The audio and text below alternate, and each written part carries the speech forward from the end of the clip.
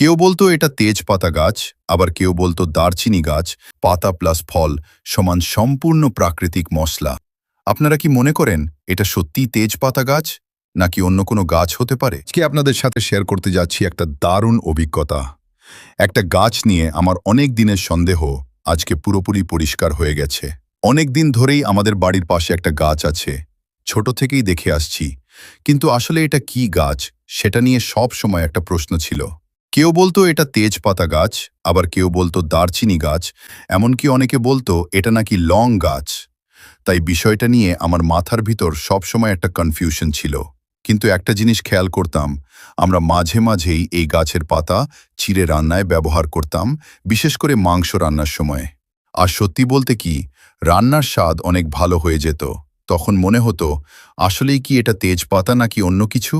আজকে আর তা দেরি করিনি, সরাসরি গাছটার কাছে গেলাম, ভালো করে লক্ষ্য করলাম পাতা, গন্ধ, গাছের গঠন সবকিছু। তারপর কয়েকটা ডাল কেটে নিয়ে আসলাম, ভাবলাম শুকিয়ে দেখি, কারণ তেজপাতা তো শুকিয়ে ব্যবহার করা হয়।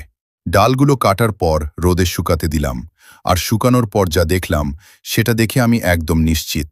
পাতাগুলো পুরোপুরি তেজপাতার মতো হয়ে গেছে, গন্ধ, রং সবকিছুই একদম একই। এখন আর কোনো সন্দেহ নেই, এটা আসলেই তেজপাতা গাছ। আরও মজার মজার ব্যাপার কি জানেন, এই গাছে ফলও হয়। অনেকে হয়তো জানেন না, এই ফলগুলোও কিছু ক্ষেত্রে মশলা হিসেবে ব্যবহার করা যায়। মানে একটা গাছ থেকেই আপনি পাচ্ছেন পাতা প্লাস ফল সমান সম্পূর্ণ প্রাকৃতিক মশলা। ভাবুন তো, যদি আপনার বাড়িতেই এমন 2 থেকে 3টা মশলা গাছ থাকে, তাহলে বাজার থেকে কত কম কিনতে হবে। তাই আমি আপনাদের একটা পরামর্শ দিব, আপনারা চেষ্টা করবেন বাড়ির আশেপাশে এই ধরনের গাছ লাগাতে।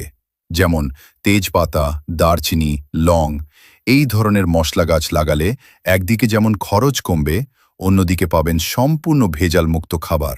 সবচেয়ে বড় কথা, নিজের গাছ থেকে কিছু নেওয়ার যে আনন্দ, সেটা একদম আলাদা।